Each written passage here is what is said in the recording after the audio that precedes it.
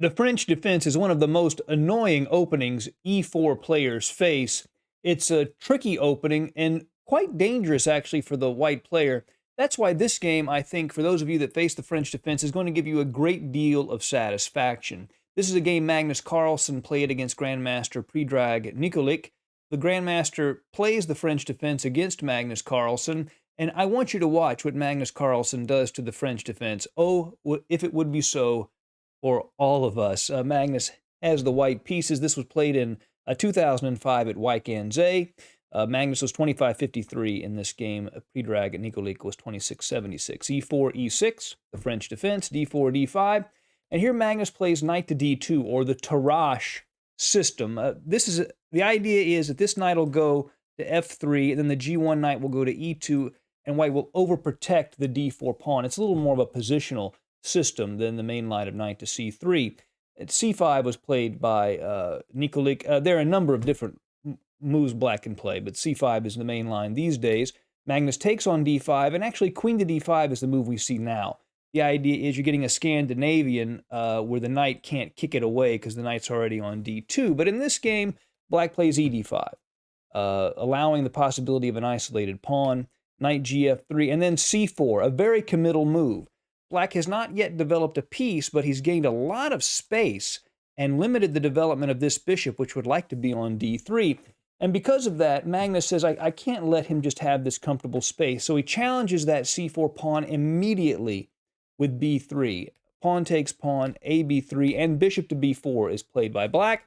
And that, of course, creates a pin on the knight at D2, but also threatens to come into C3 and cause a lot of annoyance on the light square. So Magnus doesn't worry about that. He actually plays knight to E5. And it looks like black can play bishop to C3, right? Attacking the rook and attacking the pawn. Well, that would lose immediately to this move, queen to F3, threatening queen F7 mate, and also attacking the bishop.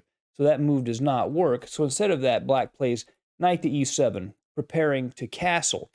Bishop to D3 is played, and bishop C3 still doesn't work. It's not quite as bad, but queen to F3 actually still works.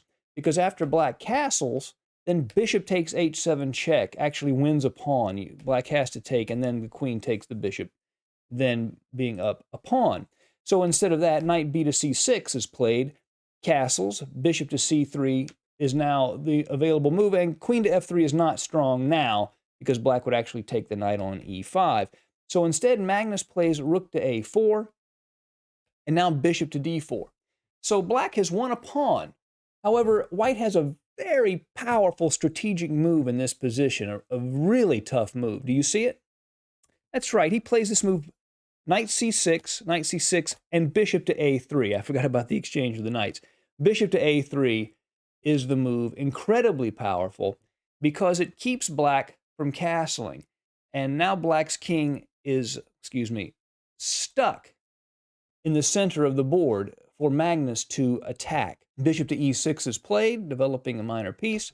Knight to F3 comes in, attacking that bishop on D4, which then moves back to B6. And now queen to A1, attacking the G7 pawn. And it's very hard to defend it.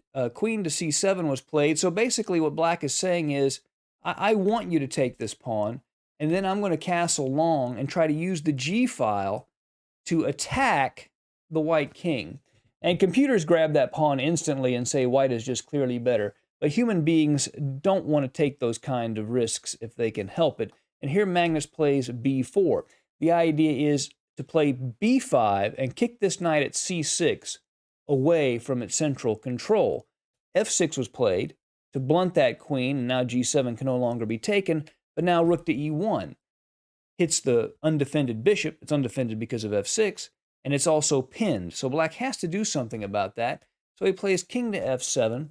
Magnus plays B5, kicking the knight at C6 away, and the best move here is knight to D8 to cover that bishop at E6, but instead Grandmaster Nikolic plays knight to A5, and this next move is very cunning.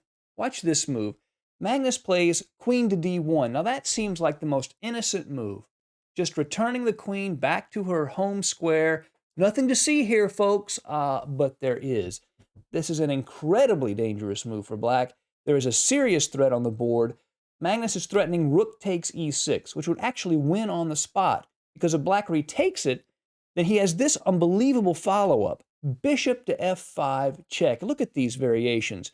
If he ignores the bishop and plays king to f7, then just queen takes d5 leads to a quick decision. Rook e8, king to e8, rook e4 check, and then you just have to block and you get mated in a couple of moves. So the bishop would have to be taken, right? He's given up the exchange, now he gives up the bishop, but then queen to d5 check. If he blocks with the queen, the knight can take the queen. Actually, there's a mate here, but we won't bother looking at it. It's clearly lost. King to g6 otherwise would be forced.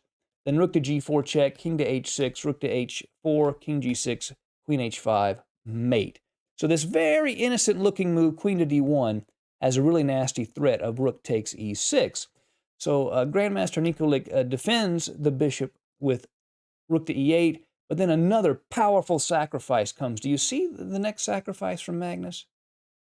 That's right, he plays knight to g5, check.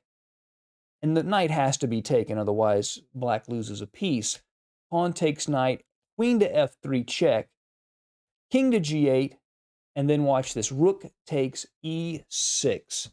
And if black were to retake, then queen to f8 would be checkmate. And in this position, with his French defense absolutely, utterly, and totally destroyed, Grandmaster Nikolic resigned, and Magnus Carlsen won a very beautiful game. Now, even after going over this great game for Magnus Carlsen, there's still some great chess that you're missing out on. To fix that problem, believe it or not, the key game you're going to want to watch is in this video right here, so be sure to check that out for some mind-blowing chess. Goodbye.